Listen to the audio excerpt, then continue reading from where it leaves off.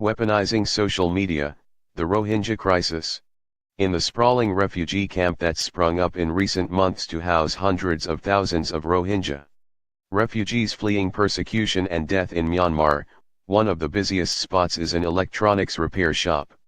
I use the term shop pretty loosely. It's really just tarp underneath trees, reports CBS News' Adam Yamaguchi. Inside that makeshift shop, technicians take apart and reassemble mobile phones that provide a lifeline for desperate refugees. The devices are ubiquitous in this muddy camp, just across the border in Bangladesh, where basic necessities like clean water and adequate food are in short supply. Everybody has a cell phone, Yamaguchi says. This is how people get informed. This is how people communicate with family that have been strewn about many different camps, some still across the border in Myanmar. The phones are also essential for Rohingya reporters and activists who use them to evade government censors and smuggle out news and video of the atrocities to the outside world, while international aid workers and journalists have been barred from the region. And even we communicate through phone calls, and through WhatsApp, and through WeChat, and through IM, and through Messenger, Facebook Messenger, said 30-year-old Ro Ongza, a pseudonym he uses to protect his safety. He fled when his village was attacked and destroyed and is now part of a closely guarded network of about 20 members risking their lives to expose what Rohingya Muslims make up a small minority of the population in the mostly Buddhist nation of Myanmar, formerly known as Burma. They have long faced discrimination and repression, and have largely been denied citizenship by the government, although many families have lived in villages concentrated in Myanmar's northern Rakhine state for generations.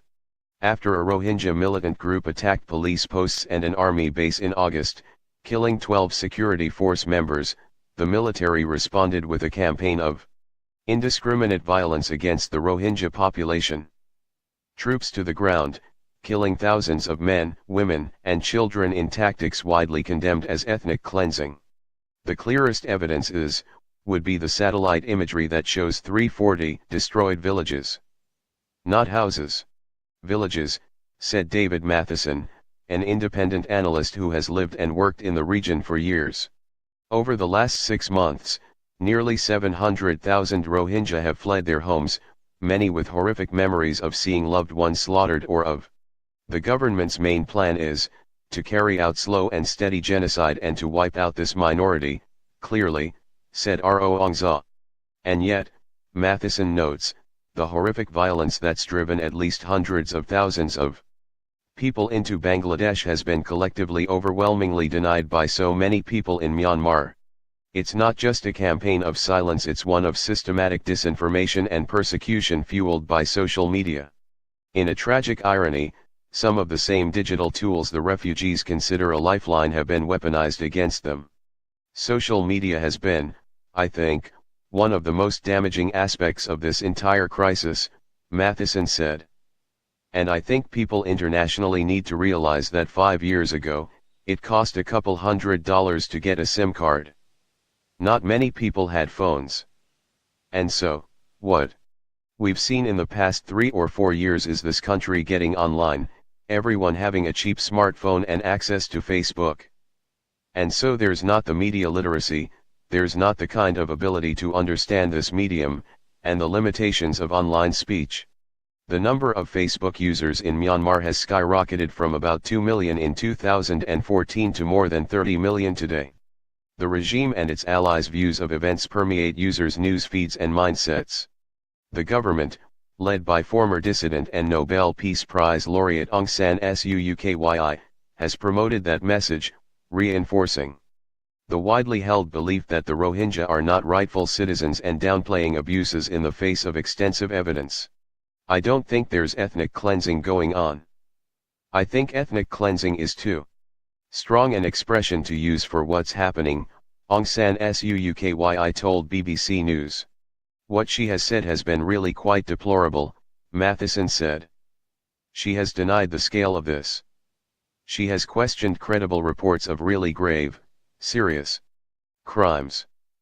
It's contributed to dehumanizing the Rohingya, to whipping up ultranationalism and to degrading the relationship with the international community. Since 2012, the country has seen an upsurge in extreme Buddhist nationalism. CBS News spoke with Wairathu, a well-known monk, and a powerful figure in the extreme Buddhist nationalist movement whose organization maintains an active Facebook presence. They call themselves Rohingya, but these Bengali people burn their own houses and they flee to another country.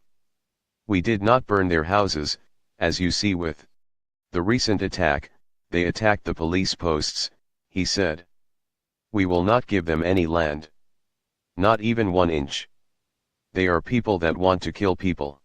Yamaguchi observed, when I go through Facebook, many of your prominent leaders and some of your biggest supporters post some of the most racist, vile, disgusting content I've ever seen online. Every person has their own opinion. That is their own feeling, but it is not representative of the organization, Wairathu replied. On the streets of Yangon, Myanmar's largest city, those views are pervasive. Many perpetuate the false narrative of Rohingya as illegal immigrants from Bangladesh and repeat the claim that the Rohingya burned their own villages.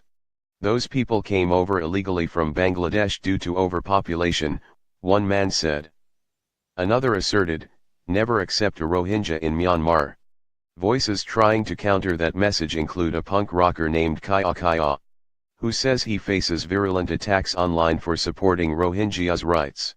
Technology is like a bomb in Myanmar. Right now everybody has a mobile phone. Everybody use social media, especially Facebook. They don't know how to respect the people. They don't know what is private or public. They need this education fast, he said. That Sway Win, a Buddhist civil rights activist, is one of the few liberal voices in the country willing to speak out about the Rohingya, yet he feels he must be guarded with his words. At a recent human rights conference he avoided confronting the issue directly because of the hostility. This Rohingya case, it divided the people. I have seen many of the human rights defenders supporting the killing of the Rohingya people. They wrote it on Facebook, they should not be here, they're intruders, they're terrorists, kill them all. It makes me not speak out as much as I want to those people, he said. And he casts a wary eye toward the future. I'm very worried about my kids. They are very addicted to internet. They know how to use YouTube, Facebook, everything, you know.